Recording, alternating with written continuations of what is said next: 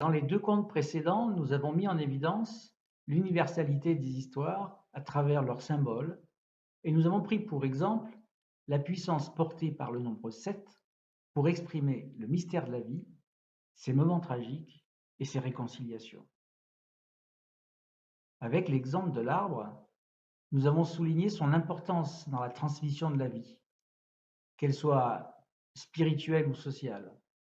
L'arbre est d'abord le lien avec les divinités, le monde de l'invisible, mais aussi, comme en Afrique, il est arbre à palabre, c'est-à-dire traditionnellement le lieu où se discutent les sujets concernant la communauté. On pourrait dire ainsi que l'arbre est le socle de la parole. Au-delà de ces symboles, les histoires ont aussi des trames qui se répètent et s'adaptent en différents lieux de notre planète. Elles révèlent aussi l'universalité des contes. Ainsi pourrait-on dire que la malédiction du crabe rappelle en tout point l'histoire du prince à la peau de serpent que l'on trouve en Europe de l'Est, ou bien en Russie sous la forme du prince à la peau de cochon. On pourrait aussi comparer le conte de l'arbre à corbeau au conte intitulé Les Corneilles des frères Grimm en Allemagne. Et nous pourrions continuer cette liste. Mais il est un conte dont nous n'avons trouvé aucune correspondance ailleurs dans le monde. Nous l'avons découvert dans le Maharashtra. Il s'appelle Ankar et Kankar, c'est-à-dire l'écoutant et le racontant. C'est un conte philosophique. Il nous dit que dans la vie, il n'y a pas de hasard, il n'y a que des rendez-vous. Laissons Anne Kowaleski nous le raconter.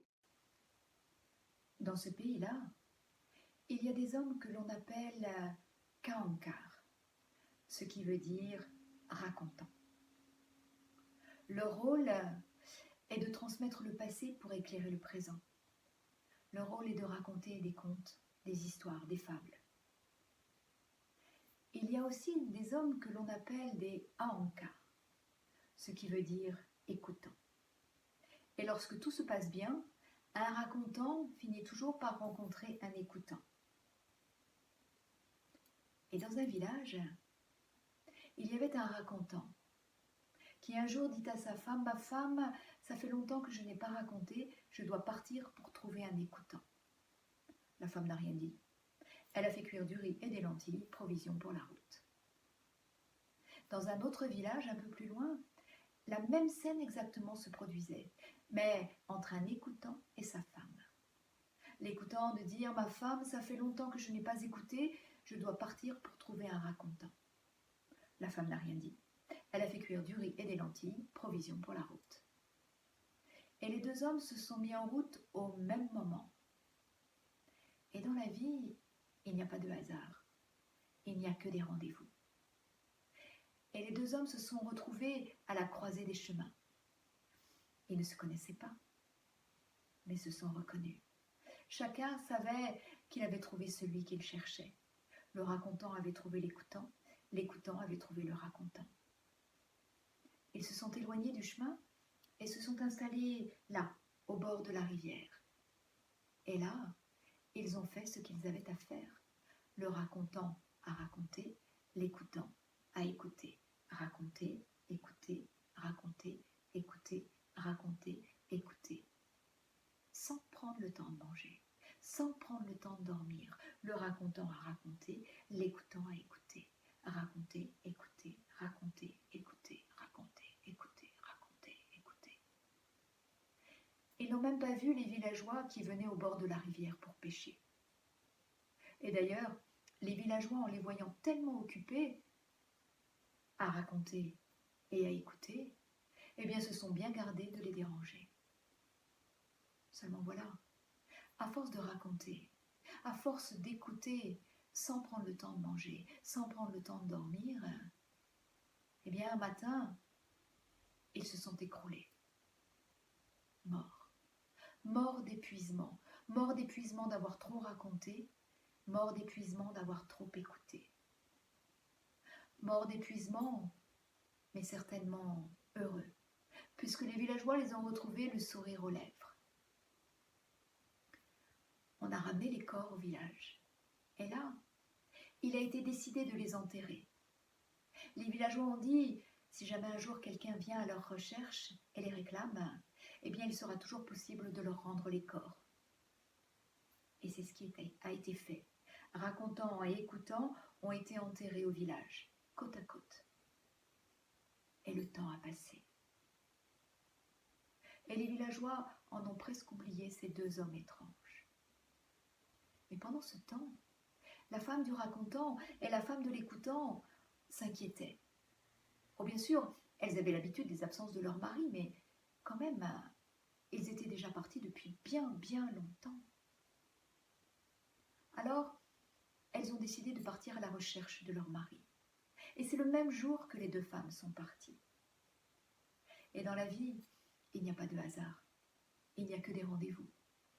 Et les deux femmes se sont retrouvées à la croisée des chemins. Elles ne se connaissaient pas, mais se sont reconnues. Et c'est ensemble qu'elles sont parties à la recherche de leur mari. Ensemble, elles sont parties à la recherche du racontant et de l'écoutant.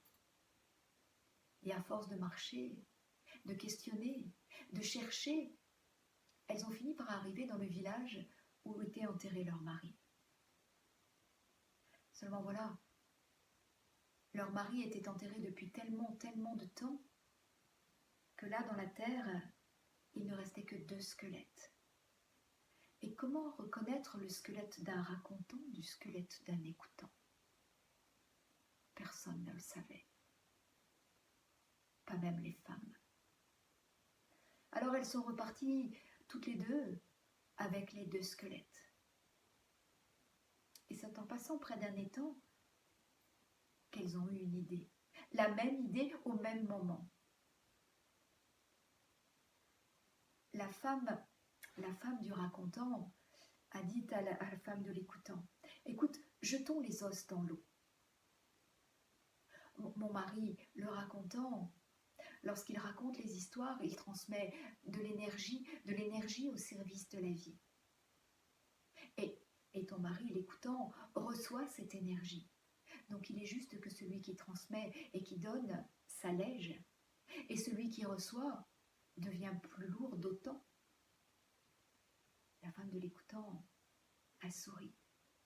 Mais bien sûr, ainsi les os de ton mari du racontant flotteront à la surface plus légers de toute la vie et de toute l'énergie qu'il a donnée au fil de toutes les histoires racontées. Quant aux os de mon mari de l'écoutant, ils seront plus lourds et couleront, chargés de toute l'énergie qu'il aura reçue.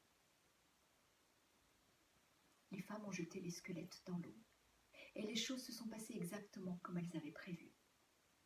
Alors chacune a pu récupérer le squelette de son mari, et chacune est rentrée dans sa maison en sachant qu'elle pourrait rendre hommage à leur mari sans aucun risque d'erreur. Et depuis ce temps-là, les choses sont ainsi.